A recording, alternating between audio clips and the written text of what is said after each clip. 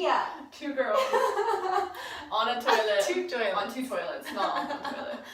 Mia, thank you for joining me for my first episode of Turd Talks. Wow. I know, it's so exciting. We're here at the So Mystic Manor. Can you tell them, everybody who's watching, just a tiny bit about you? Hello, everybody. Very interesting way to meet. My name is Mia Mystic. I live here at the Mystic Manor in Venice, California, which is a conscious community hub. We do workshops, retreats, events, and I found myself here. So I like to put myself on the internet. I like to make videos. I have my own YouTube channel where I just post my life, and She does. Yeah. And I'll put a card in here so everyone can tap on your YouTube. So I wanted to come to the Mystic Manor specifically to make this video because you are launching the first episode of Optimistic on the 15th. Oh yeah, in 2 weeks. Yeah, in 2 freaking weeks. Well, by the time I post this, it'll be about a week. Ooh. Yeah. Lucky you guys. You're closer than we are. And I was on the first episode, so I just thought it makes sense for me to do my first Turd Talk here with you, Aww. where the first episode is going to be launched to bring this awareness to something that's so freaking cool and amazing and like super up my alley. Yeah, so Optimistic, it's late night style consciousness elevating talk show. That's just centered around spirituality, and there's like a visual artist guest, soul share guest, music guests, and then the retreat guests get to be on the show as well. I was actually a retreat guest week 11. She was week 1. So, oh yeah, that's right, it was week 11, so that was the 111, and I've seen so many ones before I came here too. And then here's the first episode. That's gonna be the first episode. I'm really excited for all of that. It's like just all lining up. Absolutely. Oh, and it's gonna be on YouTube. So very close to home here. Yep. It's gonna be, so you're gonna have to check out, first of all, we've got Mia. I'll have Mia in the description. And Optimistic, and I'm gonna be slamming you all with it, so might as well just get on there now. Anyway, to stay in light a little bit of toilet philosophy, which is how I started with just me. What is your life philosophy? My life philosophy? Yeah. Just like or in general? At least one that you're running with right now. Okay. Yeah. Hashtag love rules the world. That's my motto. That is so cute. But it's so true though. Like, I just believe that love is the center of everything always. Yeah. And that's the only thing that really exists ever. I agree. Yeah. I absolutely agree. Yeah. It feels so nice to be centered in love. Oh my goodness. Totally. I also, my second philosophy is life is just for fun. So life is just for fun and life is just for funny. Yeah. Is that the philosophies you're going by on your YouTube channel? Yeah. Oh, I just changed my intro so that I like say that at the beginning of every video, but I've only had like 2 videos with that so far. But I'm like, I just changed it, so I'm gonna be like drilling that in. Okay. You know? Was there a time before you were like living in that way in that heart center? Was there a time before? Yeah. Oh my god. Yeah? Like my whole life pretty much. Until like 3 years ago maybe? Wow. Yeah. Is that when you dyed your hair? I was listening a little bit. Oh my to god, the it conversation was. earlier. Okay. Yeah, when I dyed my hair pink, that's when you're like, I am opening my heart. I love life. Oh. Yeah. That is freaking beautiful. No, I'm really blessed. I've had a really blessed life, but you know, everyone goes through shit, so like I went through shit. But I thankfully always had like really supportive parents and friends that I had made, so like I always had an underlying hope for humanity, when I feel like some people, their entire hope for humanity is crushed and destroyed at a young age. But like I, at least, even through the hard times, I had hope always. Okay. So that's what I've always been really grateful for. When you were having hope, was there something like specific that you were hoping in? You know what's really strange is that I didn't know what I had hope, or like what was giving me hope. It was just this intuition constantly in the back of my mind that was always just like, don't worry, everything's gonna be okay if you just like wait. And I felt like my whole life I was just waiting. More specifically, there was this one time where I heard a voice in my head when I was like 8-10 years old that was just like, don't worry, just wait till you're like 20, everything will be okay. Wow. And then it was like, when I was like 20, that's when my life really started to make sense. Okay. And I was actually doing this like inner child meditation, actually with Don. Aww. He was leading it. And Don's our good friend. Yeah. Shout out to Don Stefan. And he was just like, tap into your inner child and tell it something it needs to hear. And I literally just closed my eyes and I imagined that like 10-year-old self, and I was like, don't worry, everything will be okay when you're like 20. And I like completed the loop. And it was so emotional, and I was like, my yeah. goodness. So I think it was me from the future. Yeah, I think it was. I absolutely think it was. Yeah. I had that same experience just recently. Really? I went through a memory. When I was a child, I went through a memory of my parents getting divorced, or at least the day that they actually split up. And it was such a hard memory, and it always brought up these crazy emotions. And one day I was bringing up these emotions, and I went into that memory, and I went to myself, and that's exactly what I said. I was like, wow. This needs to happen just like this, because you're going to get to where you're going, and you're going to be so happy. And I remember making jokes with my younger self, and we're cracking up, and I was like, now change the scene. Push the couch somewhere else. Just like this didn't happen like this, and it doesn't have to be like that. And I remember coming out of that meditation and being like, oh my god, that must have been how it happened. That must have been it. I mean, that reminds me of like the book that you wrote, because I was just reading it. Like it was downstairs, and I was reading it, and like how you were writing to yourself from your future past. Like I think that dialogue is so interesting to me. Like I love doing that. I'll constantly journal or make video diaries where I'm like talking to my future self, or like playing with time. It's like, I think that's really interesting. Yeah, you know what, and I've been thinking a lot about bending time. And really?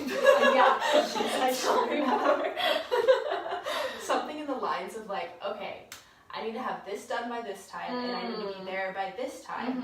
And then actually I'm getting like a little anxious that I'm going to be late to this place, because I believe it starts at 7, and then that voice comes in and it's like, oh no.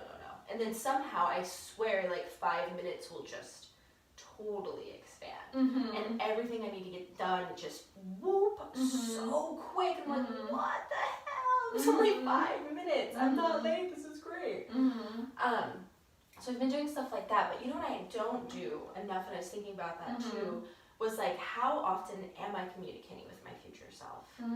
Like, and what is that voice? What is that future voice self that's like, oh no, actually, and why is it so easy to talk to my past self, but not as easy to identify with my future self?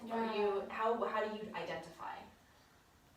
I see my future self as just my higher self. Like, I don't really think of it as, like, because, I mean, if you're getting really deep, time doesn't really exist anyway, so it's not really like it's the future self, but, like, that's a whole other thing.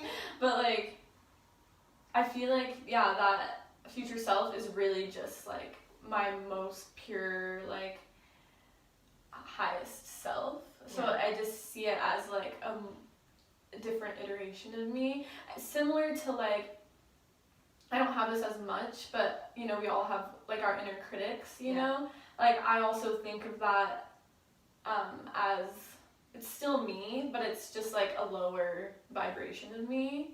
But it's still me. Just as, like, the higher self is just a higher vibration of me. So it's, like, it's just a spectrum. And then in real life, I'm just, like, in the middle. Well, I'm more towards the top. Okay, yeah. I would say. But, like, but it mixes all. But, like, I can separate them. Yeah. You know? Yeah. And it's really strange to me to think that a lot of people don't have that, actually.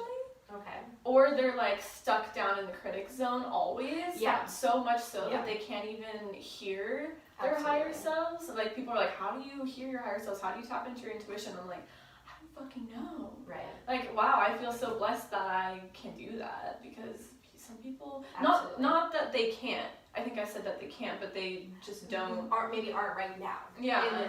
In this moment, and yeah, I face that a lot with like doing this, and I just started talking to everyone about Turd Talks and about going through this, and I've had different people like you who have reached out to me and said like, oh my gosh, it's so amazing what you've got going on, blah blah blah. And the same thing, I was like, okay, well I'm starting Turd Talks, like if you want to be a part of it, you're one of the people that reached out to me, why not? And I've had a lot of people who are in that inner critic vibration who are like, oh no, I can't do that. I can't sit with my butt out on the toilet talking. Life is just for funny. Yeah. What the fuck ever. You can curse, right? Yeah. Okay. Yeah, we can. We can curse. Thankfully, YouTube is actually not that strict. They're strict for the first. They're strict about. Wait, they have your videos are monetized? Yeah. Yours are not. I have videos with butts and they're not monetized. Why?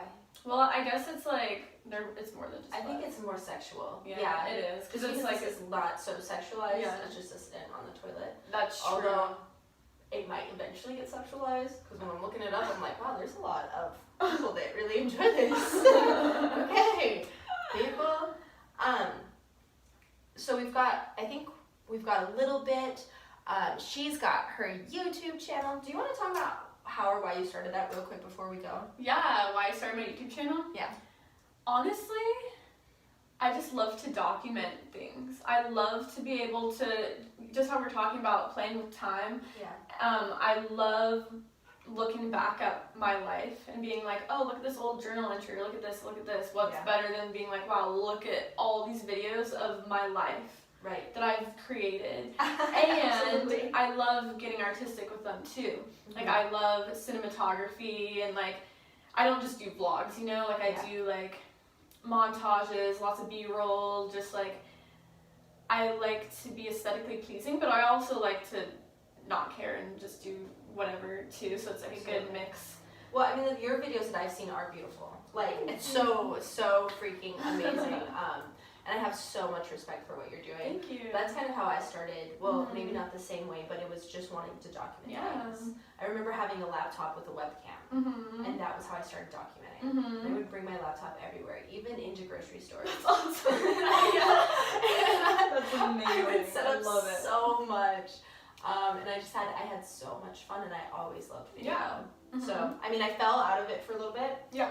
And I started writing, which I'm still writing. I still love writing.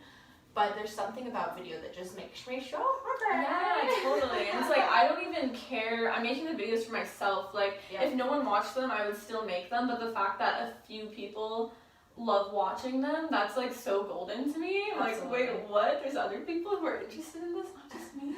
You know? So it's like, I think that's so interesting. Absolutely. I agree. And that's how I feel. Like, when I originally posted Toilet Philosophy, I thought it was just going to be, first of all, for myself. Although I was, like, pushed. My guides were like, you need to do this now. And I was like, okay, I'm going to take a shit right now. I'll freaking record it. But, and so that's how that happened. But I really thought it was going to just be for me and maybe some of my friends.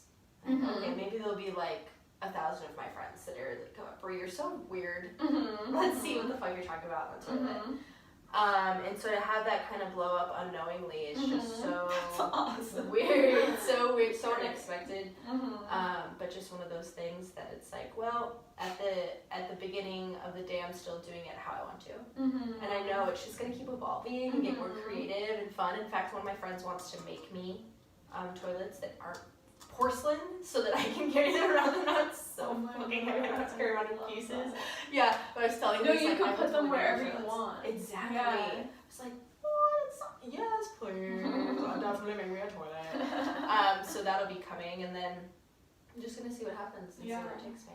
Yeah, I was talking to Hannah about your toilet series yesterday, and she was I told her how many views like the one that blew up got, and she was just like, wow. She's like, wow, you really just gotta be yourself. She's like, that's the secret, literally. Yes. Whenever you feel like a weird thought where you're like, oh, I should do this. It's like, just do it. Yeah. Just fucking do it. I love that she said that too, because I talked about shape-shifting in that video. And that is like my everything. I am so into shape-shifting. It really mind boggles me when people are like, what? Shape-shifting, that's weird. I'm like, it's so cool, we all do it. But because I'm so interested in it, and I think because I admitted like so much love and interest in that topic specifically, is what made that one rise so high. And so that is what I'm working to do, is like love everything that I'm putting out that much. So, that's what I was feeling when I was driving here. I was like, oh yeah, oh, Turd Talks is on the way. They're not ready for this. And then again, we're at the Optimistic Manor. Oh yeah, follow us on Instagram at We Are Optimistic, mystic with a Y, like mystical. Yes. If for some reason you can't remember that, I'm going to put it in the description. There is so much going on here, but on the 15th of March on YouTube, so also subscribe on YouTube, they are launching the Optimistic Consciousness Talk Show, and it is just freaking amazing. They have, if you like these talks, you'll like those talks. Exactly. If you love anything about elevating your mind, you will for sure want to see it. So definitely subscribe. I'll keep reminding you all. But thank you for being here for the first Turd Talk. Yay! Mwah. Anything else you want to say, Mia? I love you. Yeah. Yes, you. Talking to you. And you, too. Bye, everyone.